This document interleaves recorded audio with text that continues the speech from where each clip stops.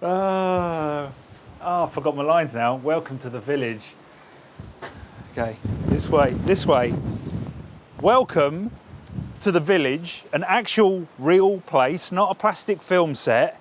It's a very lovely, very real, very weird village. This is Portmeirion in North Wales. It's owned by a charitable trust.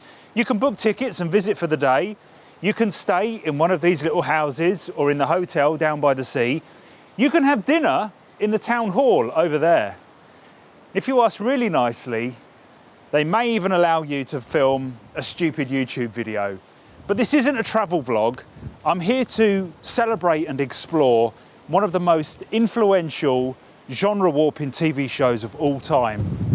No, not Bonanza, The Prisoner. Twat. Filming? Yeah.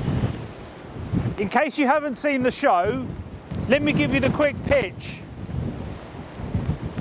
We can't film dialogue in this. Let's just do B-roll and do it back at home, all right? God, it's better. Should have done that in the first place. Ready? In case you haven't seen it, allow me to give you the quick pitch. In the opening credit sequence, we see an angry-looking British intelligence agent hand in his resignation. He drives home, gets knocked out by sleeping gas, and then he's abducted.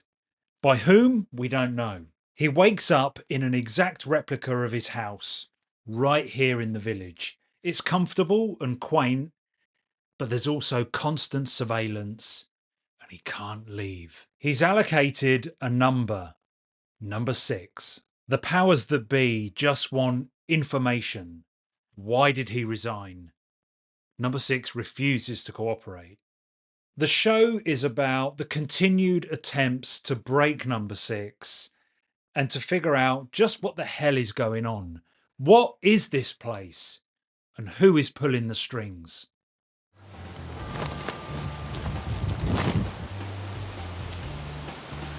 First I was about 6 when I had already determined to be an architect. And I was much more I don't know who that is.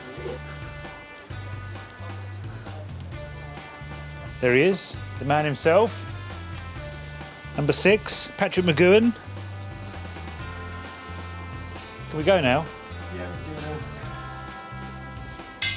The Prisoner emerged out of the post-war lackluster television landscape that was dominated by police dramas, westerns, and game shows. The Cold War prompted a deluge of espionage spy thrillers on both sides of the Atlantic. The Man from U.N.C.L.E., The Saint, Mission Impossible, The Avengers, and in 1960, a British TV show called Danger Man, retitled Secret Agent in the States, starring Patrick McGoohan as John Drake, an international undercover agent, charming, intelligent, and dangerous. Sound familiar? There are obvious parallels to James Bond. Ian Fleming's novels had been published annually since 1953, and this style of character and story was just hanging in the zeitgeist. Danger Man actually debuted a full 2 years before the first Bond film, Dr. No, and remarkably, Patrick McGoohan turned down the role of James Bond not once, but twice, for Dr. No and later on for Live and Let Die. He considered himself a serious actor with creative blood rather than just another movie star. He had something bubbling away in his mind, and he needed freedom and focus to make it happen. Danger Man was fairly successful. It ran sporadically in numerous countries around the world for 84 episodes until 1966, with a couple of extra colour episodes airing in 1968. It even had a few spin-off novels and comics. But the show was abruptly cancelled when Patrick McGoohan announced he was leaving to work on another project, taking a number of production staff with him. It's like a real place. It's not just a prison.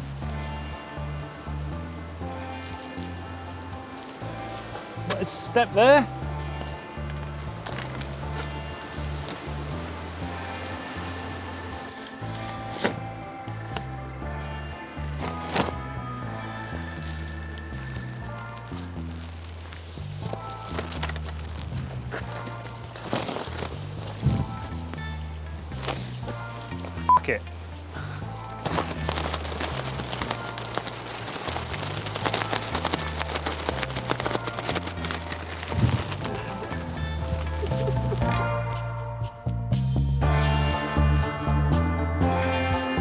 There are differing opinions on what exactly happened next. Most say that McGowan was solely responsible for the creation of The Prisoner. Others say that Danger Man's script editor, George Markstein, provided the outline and McGowan just developed the idea. However it all started, Markstein became the script editor for the bulk of the Prisoner episodes, and McGowan was the driving force. But more importantly, he was the architect for the aesthetic and the analogous angle of the show. Way back at the beginning, the exterior shots for episode 1 of Danger Man were shot right here in Portmeirion, posing as a quaint Italian village. Legend has it that McGowan was so taken with the place that he thought, this will make a great location for a TV show one day. Danger Man Season 2's episode Colony 3 features a replica of a British town that is actually a Soviet spy school. It has that same uncanny village feel. There is a rumour that just such a prison holiday camp for people that know too much actually existed at the time in real life somewhere in Western Scotland. A place to be monitored in comfort in between secret missions. And further conjecture suggests that one of the Danger Man episode pitches involved John Drake resigning from his position, getting abducted and sent to a place just like the village.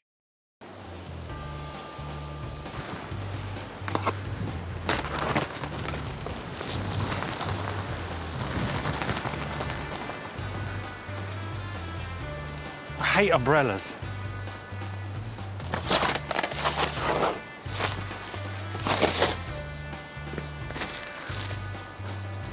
Wow. I'm geeking out just a little bit. Yeah? What do you think? Is this the podium where he's doing the election speech and all of that? So the crowd was down there. Chessboard, obviously. It's lovely. Yeah. I do love the idea that number 6, this place, the whole premise for The Prisoner is the sequel to Danger Man. It just fits together so perfectly. But McGowan dismissed that theory several times in interviews. He would say that though, wouldn't he? He's a spy. I think the real reason that The Prisoner is not the official continuation of Danger Man is that in that case, the creator of that intellectual property would have to be paid royalties. Lawyer bullshit, in other words. But we all know. And it adds to the mystique. More industry meddling affected the pace and the structure of McGowan's original vision. He only wanted to make 7 episodes. That's a very tight story with a proper beginning, a middle and an end. The network wanted 36. We think they settled on 26 episodes. The lifespan of a TV show is usually unpredictable at the start of production because nobody knows how popular that will become. But somewhere around shooting episode 14 or 15, the show was cancelled and McGowan only had a few days to prepare the grand finale, which came in episode 17. More on that later.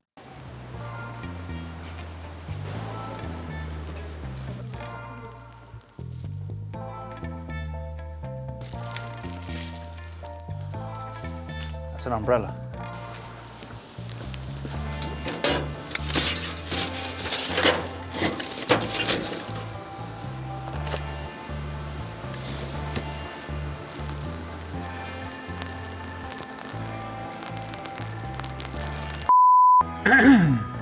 This video is sponsored by, well, nobody actually, which is unfortunate because these videos cost a lot of time and a bit of money to make.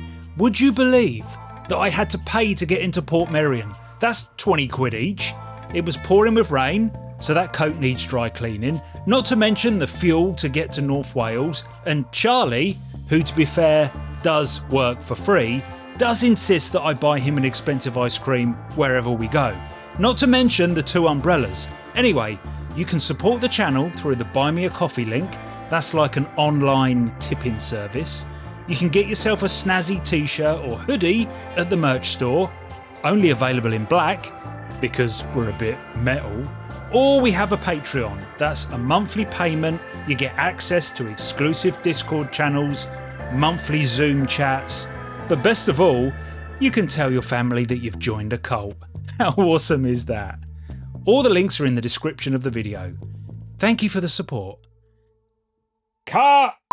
Patrick McGoohan pitched the idea of The Prisoner to studio boss Lou Grade. I suspect that Grade's goal was to just keep their bankable star and make another popular TV show. He probably heard the words secret, spy, espionage, blah blah blah, a known commodity that has a ready-made audience. He could never have known that he was actually signing up for an influential psychological drama that would be debated for the next 6 decades. So what is it that makes The Prisoner so different, so groundbreaking, so weird? What struck me from the very beginning of episode 1, Arrival, was the economy of storytelling, the ultra high concept of the situation and the place itself. It's like a video game. Almost everything from traditional narrative structures is stripped away, and justifiably so. It's the essence of the feeling of The Prisoner. We kind of know where our main character comes from, who he was before, or at least his vocation, and we assume that he's one of the good guys. But we don't actually know for sure. The world building is spoon-fed to us by watching Number 6 buy a map and figure out the limits of his new home. And the plot itself is laid out before our feet. Just tell us why you resigned. On the surface, it's that simple. But under the surface of that simplicity is a deeply complex, fascinating puzzle of a story, both in TV entertainment and wider allegory. For example, the character's name, or lack thereof. You are Number 6. Everyone else in the village has a number, including the figures of authority. This is obviously a reference to the tools of dystopian fiction, eroding individualism and imposing an ideology. But even this is delicately nuanced. The closest thing we ever get to another main character is Number 2, the highest ranking, visible member of staff. I am reluctant to label anyone here the enemy. Who is Number 1? Number 2 has the task of controlling the operation of extracting information from Number 6. And almost every episode is a different spin on that, a different form of interrogation. Number 6 either foils the plan by using his presumed special spy skills, or due to Number 2's insufficient or increasingly desperate measures. Then Number 2 is replaced by another Number 2, and we see more than a glimpse of the pressure that this system is under to succeed. Who is Number 1?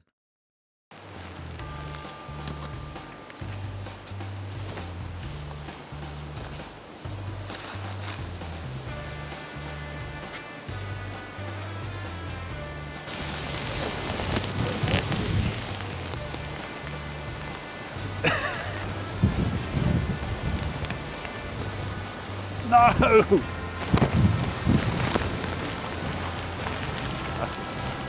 Hi.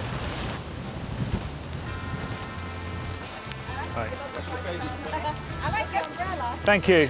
10 quid. I have to mention the technology, the science fiction element of the show, in all its 60s camp glory. The village is stacked full of listening devices, cameras, and motion detection, all wonderfully displayed on big screens in the control centre. Not exactly cutting edge, I know. Wait until you meet the security guard. One of the most enduring images of The Prisoner is a contraption called Rover.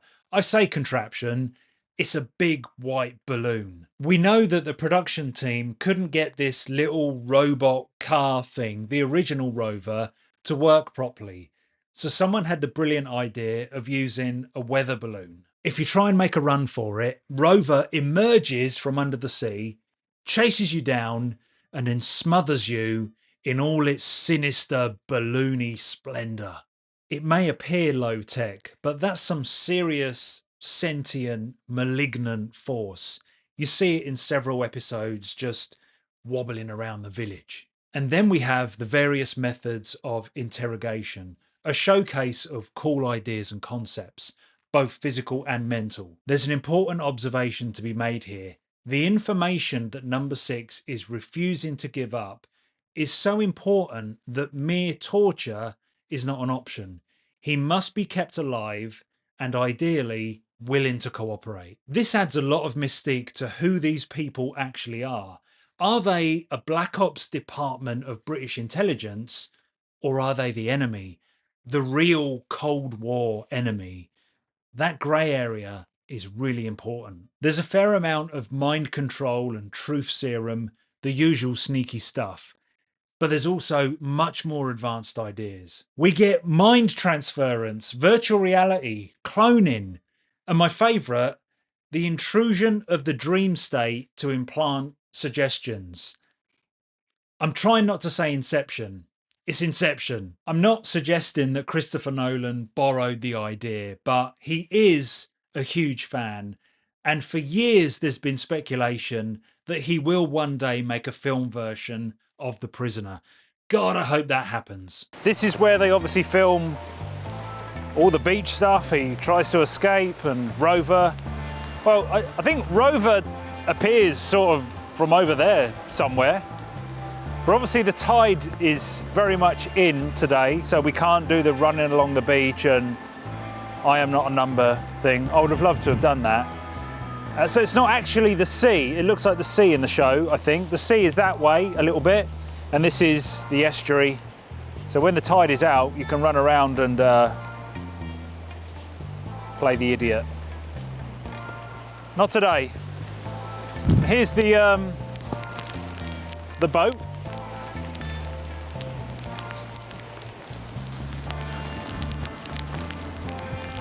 Wow, really is a concrete boat.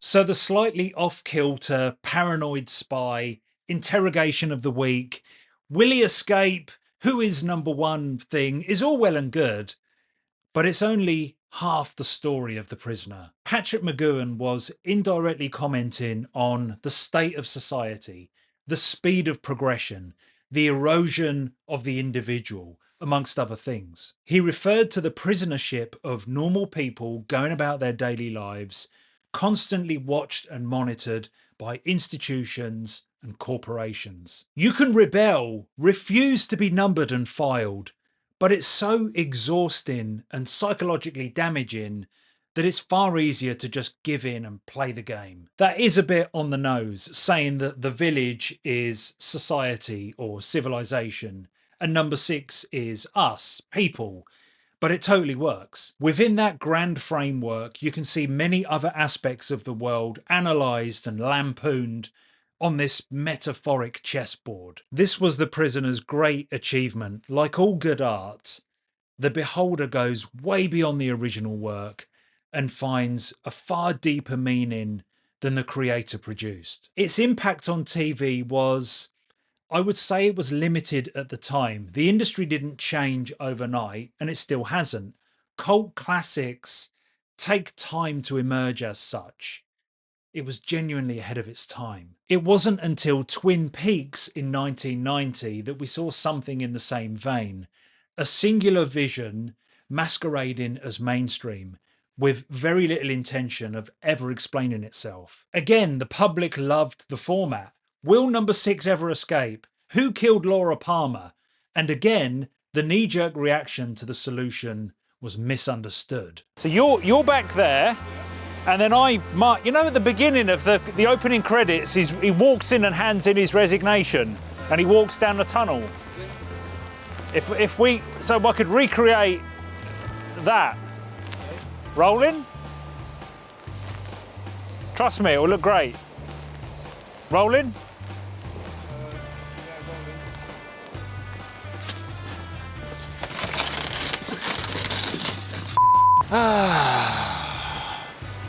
Yep.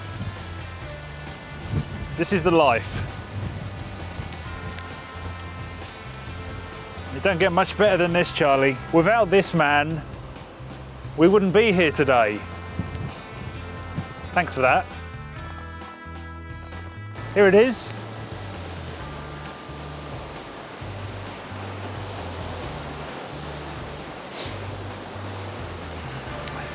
It doesn't look like much at all. It's actually one of the back doors into the gallery, I think. But this is the door. This is number 6's front door. This is his little house. Obviously the interiors were shot on set, on a studio set in London somewhere, and not here. But this is it. This is the door that swings open on its own, and yeah. Okay, let's talk about the end. One of the highest viewed TV episodes ever at the time. The finale was actually a 2-episode affair, episode 16 and 17. Don't worry too much about spoilers. It's all about the interpretation, and I'll be vague. Number 2 is given permission to try a more extreme method of interrogation. He's given a whole week, so he subjects number 6 to degree absolute, a form of regression therapy. To cut a long story short, number 6 yet again can't be beaten and even turns the tables on number 2. The supervisor character enters and congratulates him, offering him any reward he wants. Number 6 asks to be taken to see number 1. The supervisor agrees. What a cliffhanger! Can you imagine the excitement of watching episode 17 after 16 episodes of misdirection, teasing, questions within questions? Now imagine the disappointment that most viewers felt after they were given an hour of singing, dancing, weird monologues and mostly gibberish. Apparently the public was outraged. They didn't get it. They didn't like it. I admit that when I first saw it, I could feel the rushed script, something that McGowan has admitted to. I think I wanted a solution, an answer to the whole thing. But in hindsight, I think it's far better to leave the audience confused, throw the whole show into doubt, and make us really think. It somehow protects that mystique, that delicate balance from the previous episodes. That's another thing that Twin Peaks, that David Lynch owes to The Prisoner, committing to the narrow gauge of appeal and not the masses who demand a nice, neat story. The legacy of The Prisoner is that it lives in the pantheon of TV shows whose impact cannot be manufactured. The cult classic. To gain entry, you need a magic ingredient, more than the sum of your parts. And that's something that the man just doesn't understand.